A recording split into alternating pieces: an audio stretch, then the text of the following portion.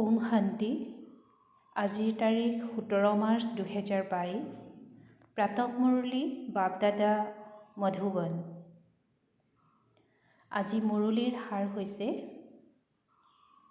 মৰমৰ সন্তানসকল, তোমালোকে ভক্তিৰ ৰখাল কথাৰ পৰিৱৰ্তে সকলোকে আত্মিক কথা শুনাব লাগে।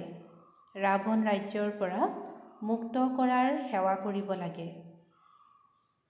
আজি পিতাই কৈছে, মৰমৰ সন্তানসকল, তোমালোকে ভক্তিৰ ৰখাল কথাৰ পৰিৱৰ্তে সকলোকে আত্মিক কথা শুনাব লাগে। ৰাৱণ ৰাজ্যৰ পৰা মুক্ত কৰাৰ সেৱা কৰিব লাগে। আৰু আজিৰ প্ৰশ্ন, সেৱাত সফলতা প্ৰাপ্ত কৰিবৰ বাবে মুখ্য কোনটো গুণৰ প্ৰয়োজন? পিতাই উত্তৰত কৈছে, নিৰহংকাৰিতাৰ গুণ। নিৰহংকাৰিতাৰ গুণ মহাবীৰৰ অৰ্থাৎ হনুমানৰ ক্ষেত্ৰতো দেখুৱাই য'তেই সৎসংগ হৈছিল তালৈ গৈ জোতাত বহিছিল, কিয়নো তেওঁৰ দেহ অভিমান নাছিল। কিন্তু এই ক্ষেত্ৰত সাহস লাগে। তোমালোকে যিকোনো পোছাক পিন্ধি সেই সৎসংগবোৰত গৈ শুনিব পাৰা। গুপ্ত বেশত গৈ তেওঁলোকৰ সেৱা কৰিব লাগে। পিতাই কৈছে যে গুপ্ত বেশত গৈ তেওঁলোকৰ সেৱা কৰিব লাগে। আৰু আজিৰ গীত ওম নমঃ শিৱায়। ওম শান্তি। এয়া হৈছে উচ্চতকৈ উচ্চ ভগৱানৰ মহিমা। ঈশ্বৰ বুলি কোৱা, পৰমপিতা পৰমাত্মা বুলি কোৱা, কেৱল ঈশ্বৰ বা ভগৱান বুলি ক'লে পিতা বুলি বুজা নাযায়। পিতাই কৈছে যে কেৱল ঈশ্বৰ বা ভগৱান বুলি ক'লে পিতা বুলি বুজা নাযায়। সেইবাবে পৰমপিতা পৰমাত্মা বুলি ক'ব লাগে।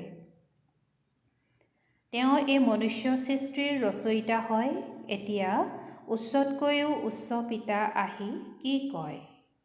কয় যে পতিত মনুষ্যই মোক আহ্বান কৰে যে আহি আমাক পাৱন কৰি তোলক। পাৱন মানে পবিত্ৰ। পতিত পাৱন বুলি ভগৱানকে কোৱা হয়।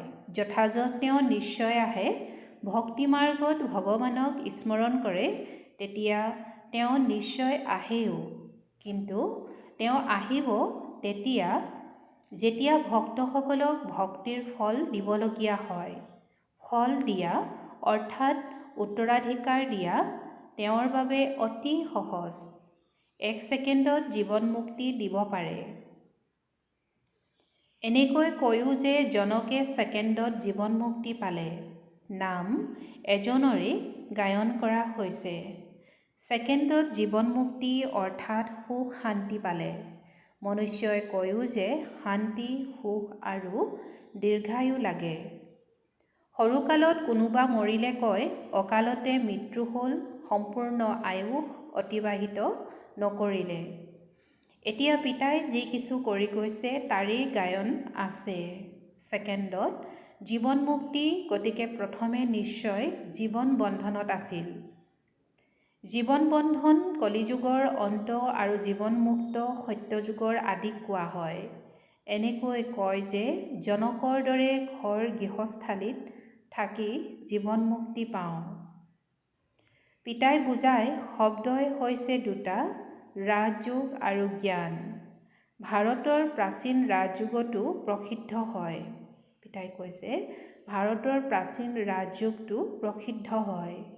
প্ৰাচীন মানে আৰম্ভণিৰ, কিন্তু কেতিয়াৰ? এয়া মনুষ্যই নাজানে, কিয়নো কল্পৰ আয়ুস লাখ লাখ বছৰ বুলি কৈ দিয়ে। ভাৰতৰ প্ৰাচীন জ্ঞান আৰু যোগটো সকলোৱে শিকিব বিচাৰে, যাৰ দ্বাৰা ভাৰত স্বৰ্গ হয়। এতিয়াতো ভাৰত বহুত দুখী। প্ৰথমে সূৰ্যবংশী ৰাজ্য আছিল, এতিয়া নাই। আকৌ সেয়া স্মৰণ কৰে যে সেই ৰাজযোগ আৰু জ্ঞান কোনে শিকাইছিল। এইটো নাজানে, নহ'লেতো পিতাৰ পৰা উত্তৰাধিকাৰ লোৱাত সন্তানসকলৰ একো অসুবিধা নাই। পিতাৰ হ'লে তেতিয়া উত্তৰাধিকাৰৰ লায়ক হ'ব। তথাপি মাতা পিতা শিক্ষকৰ শিক্ষা ল'বলগীয়া হয়। মুক্তিৰো উত্তৰাধিকাৰ লাগে, সেইবাবে গুৰুৰ শৰণ লয়। কিন্তু জীৱন মুক্তিটো কেতিয়াও কোনেও দিব নোৱাৰে। যেতিয়া জীৱন বন্ধনৰ অন্ত হ'ব, জীৱন মুক্তিৰ আৰম্ভণিৰ সময় হ'ব, তেতিয়াহে আকৌ জীৱন মুক্তি দিওঁতাজন আহিব। মনুষ্যই কেৱল শুনিছে যে ছেকেণ্ডত জীৱন মুক্তি অথবা ছেকেণ্ডত ৰাৱণ ৰাজ্যৰ পৰা ৰাম ৰাজ্য, পতিতৰ পৰা পাৱন, কিন্তু কেনেকৈ সেয়া নাজানে। পিতাই তোমালোক আত্মাসকলৰ সৈতে কথা পাতে। পিতাই তোমালোক আত্মাসকলৰ সৈতে কথা পাতে। এয়া হৈছে আত্মিক শিক্ষা যিটো পৰমাত্মাই দিয়ে। তাতো সকলো মনুষ্যই শাস্ত্ৰ আদি পঢ়ে, কয় যে অমুক আত্মাই এই জ্ঞান দিছে। ইয়াত হৈছে প্ৰাচীন ৰাজযোগ আৰু জ্ঞান যিটো পৰমপিতা পৰমাত্মাই দিছিল। ৫,০০০ বছৰ পূৰ্বে যাৰ দ্বাৰা তোমালোক দেৱী দেৱতা হৈছিলা, এতিয়া প্ৰায় লোপ হৈ গৈছে। যদিহে লোপ নহয় তেন্তে শুনাব কেনেকৈ? মনুষ্য যদি পতিত নহয় তেন্তে পতিত পাৱন পিতা কেনেকৈ আহিব? পতিত হ'বলৈ ৮৪ জন্ম ল'বলগীয়া হয়। ইয়াৰো সকলো বিস্তাৰ পিতাই বুজায়। বৰ্ণৰ বিষয়েও বুজায়। ব্ৰহ্মাৰ প্ৰয়োজন, গতিকে ব্ৰহ্মাৰ পিতাৰো প্ৰয়োজন। ব্ৰহ্মা, বিষ্ণু, শংকৰ এওঁলোক তিনিওজনৰে পিতা হৈছে শিৱ। এতিয়া ব্ৰহ্মাৰ দ্বাৰা বহি প্ৰাচীন জ্ঞান দিয়ে, যাৰ দ্বাৰা বিষ্ণুপুৰীৰ মালিক হবা আৰু ব্ৰাহ্মণৰ পৰা দেৱতা হৈ যায়।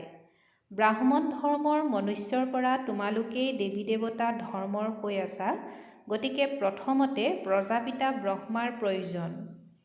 কৃষ্ণক প্ৰজাপিতা বুলি ক'ব নোৱাৰে। এয়াতো সকলো ওলোটা কথা ৰচি দিছে। কৃষ্ণক ইমানবোৰ ৰাণী সন্তান আদি আছিল, এয়া হৈছে ভুল। কৈছে যে কৃষ্ণক ইমানবোৰ ৰাণী সন্তান আদি আছিল, এয়া হৈছে ভুল। বাস্তৱত সন্তান হৈছে ব্ৰহ্মাৰ, কৃষ্ণৰ নহয়।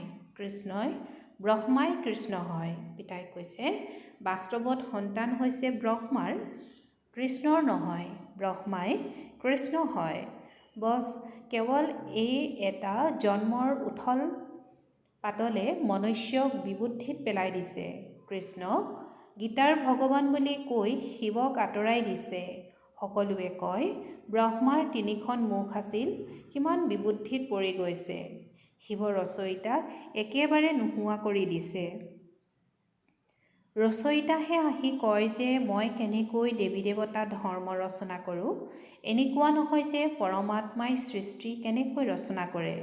পৰমপিতা পৰমাত্মাক আহ্বানেই কৰে যে হে পতিত পাৱন আহি আমাক পতিতসকলক পাৱন কৰি তোলক। জগতে এইটো গম নাপায় যে এক সময়ত ৰাৱণৰ ৰাজ্য চলি আছে। বহি ৰাৱণৰ ডাঙৰ ডাঙৰ কাহিনী শুনায়। ইয়াক ভক্তিৰ ৰসাল কথা বুলি কোৱা হয় আৰু এয়া হৈছে আত্মিক কথা। এই সময়ত সকলো সীতা অথবা ভক্ত ৰাৱণৰ কাৰাগাৰত আছে আৰু ৰাৱণ ৰাজ্যত বহুত দুখী। এতিয়া সকলোকে ৰাৱণ ৰাজ্যৰ পৰা মুক্ত কৰাব লাগে। এতিয়া পিতা আহিছে, তেওঁ কয় সন্তানসকল, তোমালোকৰ এতিয়া ৮৪ জন্ম পূৰা হ'ল, এতিয়া উভতি যাব লাগে। মোকেই আহ্বান কৰিছিল দুখহৰ্তা সুখকৰ্তা আহক। এয়া মোৰেই নাম। কলিযুগত অপাৰ দুখ, সত্যযুগত অপাৰ সুখ। আকৌ তোমালোকক সুখৰ উত্তৰাধিকাৰ দিয়াৰ অৰ্থে পুনৰাই ৰাজযোগ আৰু জ্ঞান শিকাই আছোঁ। এই পুৰণি সৃষ্টি এতিয়া বিনাশ হৈ যাব। মনুষ্যই বিনাশক বহুত ভয় কৰে। পিতাই কৈছে যে মনুষ্যই বিনাশক বহুত ভয় কৰে। ভাবে এওঁলোকে পৰস্পৰ যুদ্ধ নকৰিলে শান্তি হৈ যাব। তেন্তে ইমান অনেক ধৰ্ম শান্তি কেনেকৈ হ'ব? পিতাই কৈছে তেন্তে ইমান অনেক ধৰ্মত শান্তি কেনেকৈ হ'ব? পিতাই বুজায় এতিয়া ইমানবোৰ যি ধৰ্ম আছে সেইবোৰ আগতে নাছিল। যেতিয়া এটাই ধৰ্ম আছিল তেতিয়া যথাযথ সুখ শান্তিৰ ৰাজ্য আছিল। এতিয়া সকলোৱে বিচাৰে মনত শান্তি কেনেকৈ পাওঁ। হেৰ' মন কি বস্তু? প্ৰথমে এইটোতো বুজা। আত্মাতে মন বুদ্ধি আছে। মনুষ্যৰ মুখে কয়, চকুৱে দেখে, সকলো মিলাই কয় মনুষ্য দুখী। যিকোনো লোককে বুজোৱা অতি সহজ যে পিতাক স্মৰণ কৰা আৰু পিতাৰ উত্তৰাধিকাৰক স্মৰণ কৰা। আকৌ বৃক্ষ আৰু নাটকৰো বুজনি দিবলগীয়া হয়। কৈছে যে আকৌ বৃক্ষ আৰু নাটকৰো বুজনি দিবলগীয়া হয়। যাৰ বাবে এই চিত্ৰ তৈয়াৰ কৰা হৈছে কেৱল মনমনা ভৱ। নিজক আত্মা বুলি বুজি মোক স্মৰণ কৰা বুলি ক'বৰ বাবেতো চিত্ৰৰ প্ৰয়োজন নাই। পিতাই কৈছে কেৱল মনমনা ভৱ বুলি ক'বৰ বাবেইতো চিত্ৰৰ প্ৰয়োজন নাই। চিত্ৰবোৰৰ ওপৰত বুজাবলৈ ঘণ্টা লাগি যায়। প্ৰাচীন ৰাজযোগ ভগৱানে শিকালে আৰু বাদশ্বাহী পাই গ'ল। তেন্তে কোনোবা মনুষ্যই ৰাজযোগ শিকাব জানো? পিতা আৰু উত্তৰাধিকাৰক স্মৰণ কৰা সেয়া ঠিক আছে, কিন্তু এয়া বিস্তাৰত যেতিয়ালৈকে কাৰোবাক বুজোৱা নহয় তেতিয়ালৈকে বুদ্ধি খোল নাখাব। পিতাই কৈছে যে এয়া বিস্তাৰত যেতিয়ালৈকে কাৰোবাক বুজোৱা নহয় তেতিয়ালৈকে বুদ্ধি খোল নাখাব। সৃষ্টি চক্ৰকো বুজিব নোৱাৰিব। যেতিয়া কোনোবাই নাটক চাই আহে তেতিয়া বুদ্ধিত আদিৰ পৰা অন্তলৈকে ঘূৰি থাকে। কওঁতে কেৱল ইমানেই ক'ব যে মই নাটক চাই আহিছোঁ। তোমালোকেও কোৱা আমি এই নাটকখনক জানো, কিন্তু বিস্তাৰততো বহুত আছে। পিতাৰ পৰা সুখ শান্তিৰ উত্তৰাধিকাৰ পোৱা যায়। আকৌ বুদ্ধিত চক্ৰও আছে। 84 চক্ৰক বাৰে বাৰে স্মৃতিলৈ আনিব লাগে।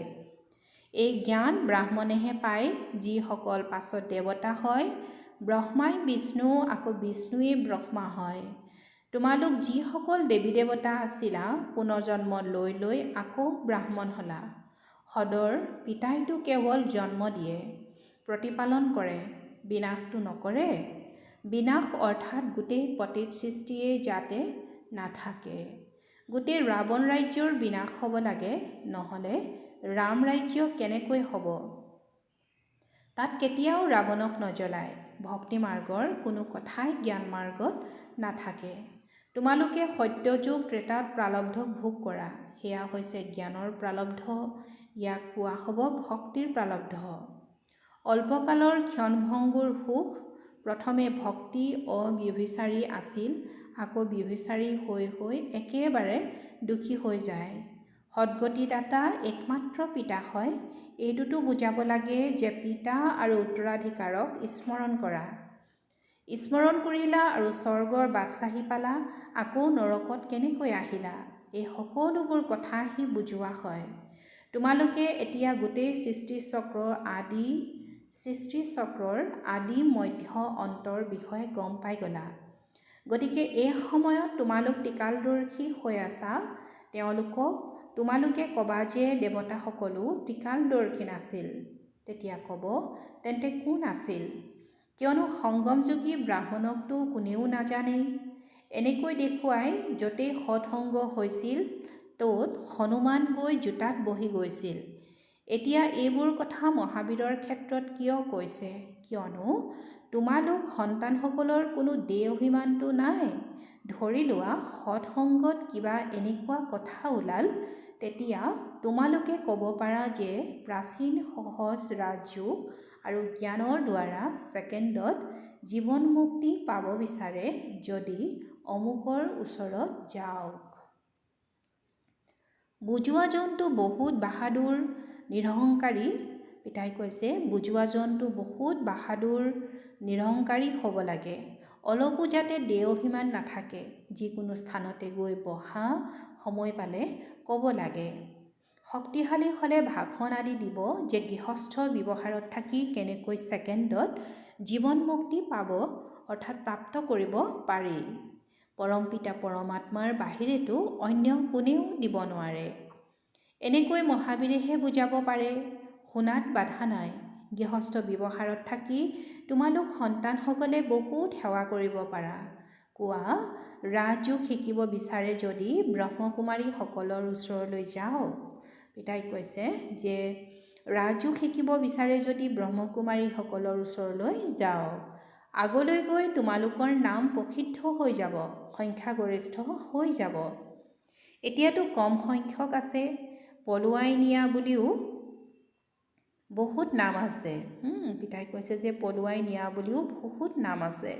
কৃষ্ণই পলুৱাই নিলে, হেৰ' পলুৱাই নিয়াৰটো কোনো কথা নাই। শিক্ষকে পঢ়াবৰ বাবে পলুৱাই নিয়ে জানো? সেৱা কৰাসকলেতো বহুত বিচাৰে, সাগৰ মন্থন কৰিব লাগে আৰু বহুত বাহাদুৰ হ'ব লাগে। ভাল বাৰু। অতি মৰমৰ কল্পৰ পাছত পুনৰাই লগ পোৱা সন্তানসকলৰ প্ৰতি মাতা পিতা বাপ দাদাৰ স্নেহপূৰ্ণ স্মৰণ আৰু সুপ্ৰভাত। আত্মিক পিতাৰ আত্মিক সন্তানসকলক নমস্কাৰ। ধাৰণাৰ বাবে মুখ্য সাৰ। প্ৰথমতে সকলো ভক্তৰূপী সীতাক ৰাৱণৰ কাৰাগাৰৰ পৰা মুক্ত কৰিব লাগে। ছেকেণ্ডত মুক্তি, জীৱন মুক্তিৰ মাৰ্গ দেখুৱাব লাগে। দ্বিতীয়তে পিতা আৰু উত্তৰাধিকাৰক স্মৰণ কৰিব লাগে।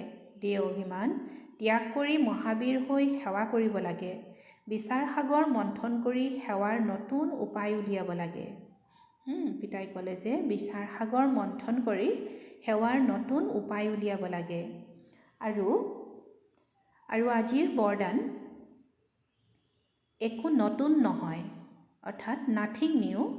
এইটো যুক্তিৰ দ্বাৰা সকলো পৰিস্থিতিত আনন্দময় স্থিতিৰ অনুভৱ কৰোঁতা সৰ্বদা অচল অটল হোৱা।